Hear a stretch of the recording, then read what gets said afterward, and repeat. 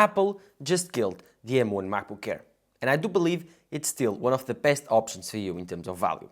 So yeah, let's talk about it. The M1 MacBook Air came out in 2020, one of the first MacBooks to receive Apple Silicon. And we gotta admit, this was a miracle. Apple Silicon Macs were the best thing to ever happen to Mac since its beginning. Because, again, it completely revolutionized the product lineup, created more efficient, more powerful and better value computers. Insane value. The 13-inch MacBook Pro, the MacBook Air, the Mac Mini, all of these computers were cheaper than their predecessors and they were way more powerful and way more efficient. Yes, way more efficient and way more powerful at the same time. Again, the battery life almost doubled, the performance almost doubled, and the prices, they got lower. So you can now understand why Apple Silicon was so popular at the time. And now, 4 years later, the MacBook Air has been discontinued. The last of its era, the last of the M1 era. The MacBook Air died when Apple released the M3 MacBook Air yesterday. But here's the thing, I do believe that the MacBook Air is still the best value MacBook for most people. So let me explain why. But before we do that, drop a like down below, subscribe to the channel if you like this type of content. Don't forget to subscribe because you won't miss any of my videos. Thank you guys for watching. Let's get started. The M1 MacBook Air does not feature the newer design, does not feature the newer architecture, the 3nm architecture, does not feature MagSafe 3, does not feature the newest notch design for the screen, does not feature mini LED displays, does not feature the slim bezels of the newer design MacBooks, no, and it does feature the older MacBook Air design, the tapered design. But the design of the MacBook Air is so iconic, so beautiful, so practical, that I do believe still, for most people, it's almost like brand new. Because again, it looks amazing. Apple, when released this computer for the first time, this design for the first time in 2018, they released something ahead of its time. Something that looked so good, it felt so good in the hand. It was like 10 years apart from 2018 Windows computers. And so, in 2024, it still looks brand new, still looks futuristic, does not look old. Probably the only thing that doesn't look as new is the display bezels. Other than that, even the display is amazing. And yeah, this is still the old MacBook Air ethos, the old tapered design.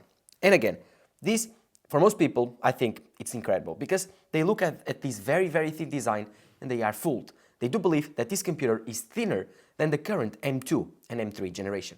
It isn't.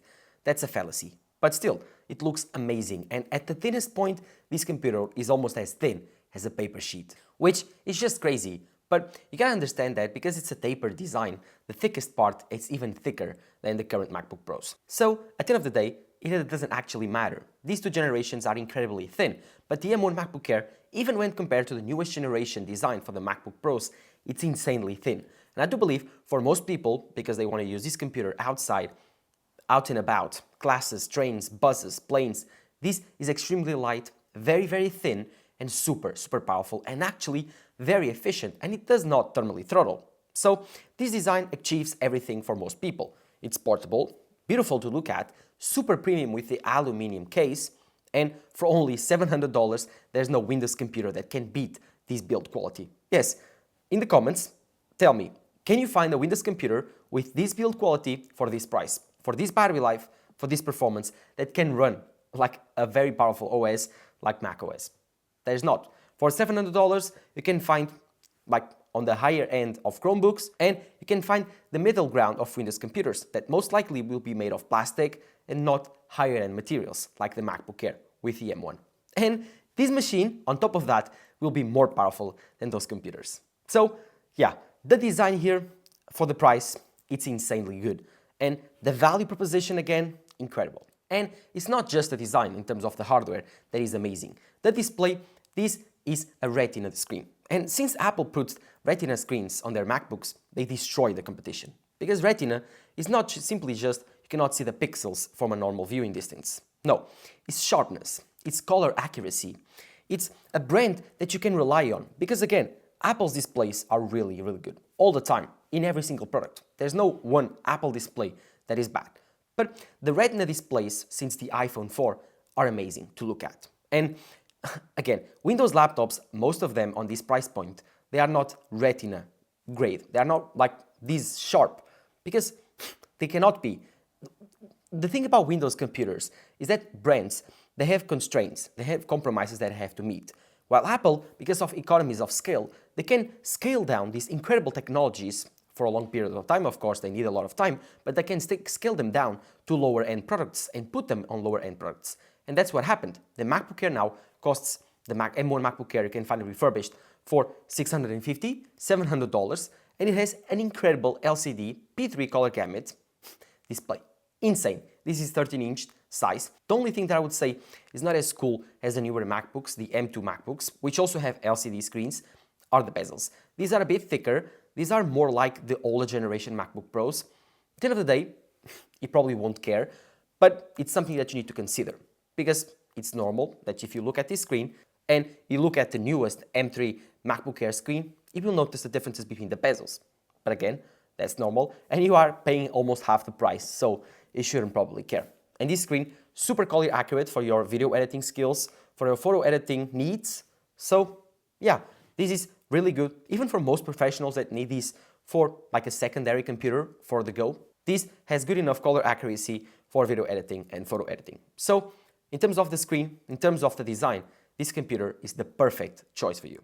As for the rest of the hardware, this features Apple's Magic Keyboard and Apple's Force trackpad. So one of the best keyboards and trackpads in the business. These are amazing. The keyboard is tactile, very, very accurate, very, very reliable, and way better than the butterfly keyboard found on the older generation. While the trackpad, the Force trackpad, is simply the best in the business. The most precise, the one that feels the best, the most premium, and the one that does not click, so does not degrade over time. This will age incredibly. Because this is a haptic trackpad, so it does not click, it's a haptic motor behind, this is just simply going to feel new at the end of like 3, 4, 5, 6 years. While Windows trackpads at the end of 2, 3 years, they are destroyed. And in the beginning, they are also trash. So imagine trash that is gotten rotten, even worse, after 2, 3 years. Complete trash at the end of the day. So yeah, the hardware here, insane. Magic Keyboard, Force trackpad, and also the I/O. It does not feature that much of I/O, only features an headphone jack and 2 USB-C ports, but these USB-C ports are Thunderbolt, so they are very, very fast, and you don't need more than that. Maybe one more USB-C port will be useful, but if you are a normal consumer, if you are something that does not do a lot of professional work, you just need a computer to browse the web, to work on documents, PowerPoint, even to do some light video editing or some video editing, some photo editing. The everyday user, the MacBook Air is more than enough I/O for you. You can buy a $30 hub on Amazon and you can have the amount of ports that you want. Ethernet, HDMI, USB-A, micro SD, SD card slot, whatever, with just one USB-C port. So in terms of that, I don't think this is a problem for most people. Because this is a MacBook Air, you cannot upgrade things later on this computer's life. So when you are buying this computer, be sure that you have your storage set, your RAM set. My advice would be to try to find a computer with upgraded storage. Maybe if you are a light user, 512 gigabytes will be more than enough. University, school, if you stream just videos, you just like to stream Netflix, this will be just fine. If you like to video edit, if you like to photo edit on this computer, then go for the 1 terabyte version. Try to find it refurbished for $900. That's also a very, very good deal. And as for the RAM, be careful, because this tricks people. Most people don't need more than 8 gigabytes of RAM. And I know that right now in the comments you are probably writing, you're so wrong, you need more than 8 gigabytes. 8 gigabytes is trash in 2024. And what I'm going to tell you is, have you ever used an Apple Silicon Mac with 16 or 8 gigabytes of RAM? Have you ever used it? Because I have, for 1 month. I've lived with the M2 MacBook Air for 1 month using only 8 gigabytes of storage. Edited all my videos for my channel. If I can do it on an M2 MacBook Air with 8 gigabytes of RAM, you can also do it on 8 gigabytes of RAM, whatever you want to do. Browse the web, play games, video edit. Again, this is most likely for most people the only thing that you actually need. If you want to do more, for example, video editing, 3D rendering, maybe I would go for the 16 gigabytes of RAM, because for multitasking, that would be better. But that would be a very expensive upgrade. At that time, you will be around $1,100, $1,200 for an M1 MacBook Air. And for that, I would advise you going for a refurbished M1 MacBook Pro 14-inch on the used market, because that would be a better value. Again, that's something that you need to think. Do I need more RAM? Do I need more storage? The storage thing, I think you need to upgrade. 256 it's not enough. As for the RAM, I would probably say no, you don't need to upgrade. Wait right there. I know what you are thinking. Can I game on the M1 MacBook Air? And the answer is yes, and you can. You probably shouldn't, but you can. So it's possible to game Minecraft, Fortnite, all of these basier games, less like intensive graphics games, you can do it just fine. The MacBook Air runs just fine. You need to find a way to play them on a virtual machine, on a dual boot, whatever, on a wine bottle, I don't care. You can play them just fine. The M1 MacBook Air, if you have even more RAM, if you have even more storage, it will be faster. The M1 chip is extremely powerful. I don't know where you got the idea that the M1 chip is not powerful enough. Trust me, it is very powerful. The only thing that the M1 chip is a bit lacking is on the GPU side, but still, it's way more powerful than the equivalent Intel chips and AMD chips. So integrated graphics on the M1 is so much more powerful than integrated graphics on Intel. So if you can do that on Intel, you can do it on the M1 just fine. The only downside would be macOS support, because again, it's extremely reduced. So your library option will be very small, and mainly the 8 GB of RAM. If you want to play games, I would advise you going for the 16, just because of a free of mind, a peace of mind.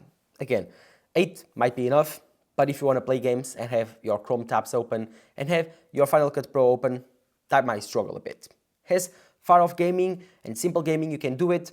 More extreme gaming and actual gaming, let's say competitive gaming, the MacBook, either way, the MacBook Pro, every other computer, the Mac Studio, the Mac Pro, they are not advisable for gaming. The gaming selection is very short. It is actually not advisable to game on the Mac, simply because of support from developers. The one thing that will surprise you, trust me, it will, is battery life. If you come from any other computer that is not Apple Silicon, you'll be very well surprised. Because again, this computer will last you around 18 hours, 20 hours of simple web browsing. What does this mean?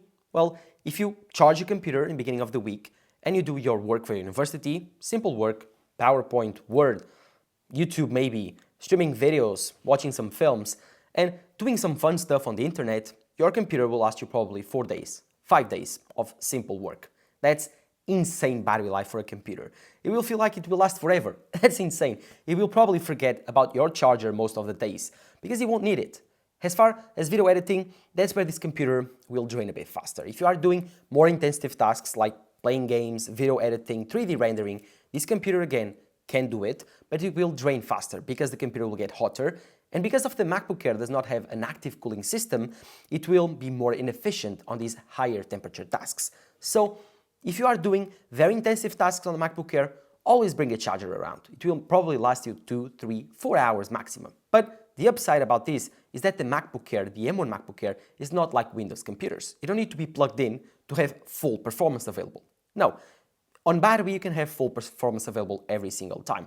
So on a flight, on a train ride, you can do your simple tasks, your heavy tasks, not worrying that you have to be plugged in to do so.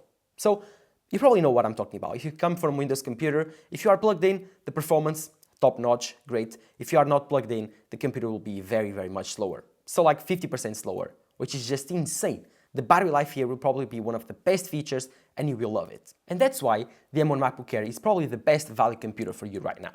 Costing only $700 to $750 refurbished, it's insane value. If you want to save even more money, go on eBay and you can probably buy one for $500. Insane value. If you want to save even more money, you can probably go on eBay and search a computer for $500. Insane value.